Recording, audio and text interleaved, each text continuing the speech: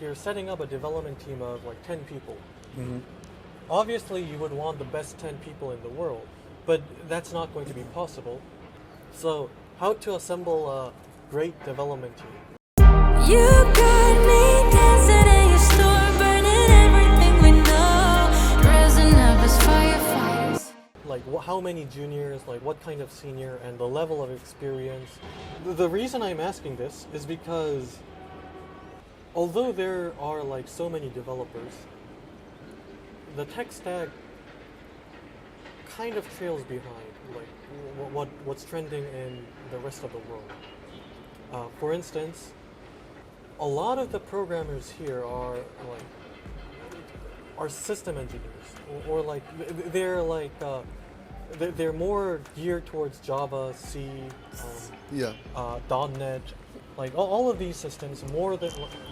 And actually, it's kind of surprising, and I know that this is changing right now, but I feel that like for mean stack or MERN stack developers, it's actually very rare to find a decent person who's actually good in those technologies. For us, like all of our client inquiries are like in the mobile department are React Native, PhoneGap, or like Xamarin, like all of these cross-platform technologies.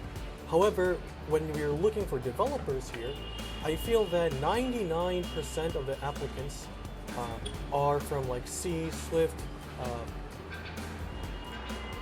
Java, C++. Yeah, like the native developers. Which I'm not saying that like React Native is better than C or Swift. I'm just saying that the market demand is actually greater for React Native or like Xamarin. 4 to 5 years back, before the startup boom, you'll see those C, C++, Java, those were the only thing we had in job. Yeah. In the market, those were the only technologies which people were using. Now, JavaScript is booming. DB वाला वो हो जाएगा ना जब वो URL बन जाए तो सेम प्रोसेस उसमें भी लगना है क्योंकि उसमें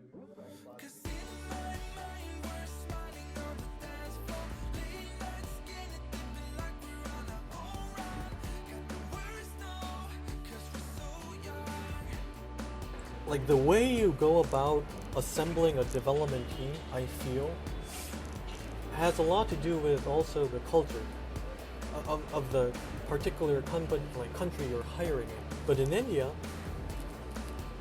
it's actually more difficult to find a good front-end developer than, let's say, a blockchain developer. Yeah. Because, like for instance in Seoul, for every, not 100, but maybe around every 10 front-end developers, you would get like one good back-end developer. Here I think it's the opposite. You'll get more back-end developers, good back-end developers than the front-end. Yeah, because I feel that like here, like a lot of the stuff has to do with, I don't know, like I'm not sure of the exact reason why, but I don't know, what I feel is like, I don't know about America, but over here back-end seems more sexy. Yeah, exactly. Like people are interested in the sexier technology, so you get like Node.js, and then everyone in Node.js, like if they're good, they want to go move to a machine learning or like blockchain. And so like you get like a lot of blockchain and machine learning developers, but you get like slightly fewer Node.js developers, and then you get even fewer front-end developers. The question is, okay, like these two people, like how are they? I know that people can improve, and depending on their energy levels and you know like what they want to do. But she's like what do you think? Like very honestly, like now I think their interview process was not like we can judge them what potential they have. They were given a task and the task was such that even if you know HTML, you'll sit for only 4 hours. They sat for the work. One of the mistakes that I made when we first started our operations here was that I assumed that like if we hired like back-end developers that they would be good in front-end too, because like usually like you learn front-end and then move to back-end. Like that was kind of like my initial idea. Yeah, even for me, I was bad at front-end. Yeah, but I like am yeah, bad at front. but now like it's like I discover that it's like in India, when hiring, a lot of my efforts go more to hiring good front-end and especially UI HTML, CSS developers, then getting like blockchain developers, and that's really interesting. Yeah.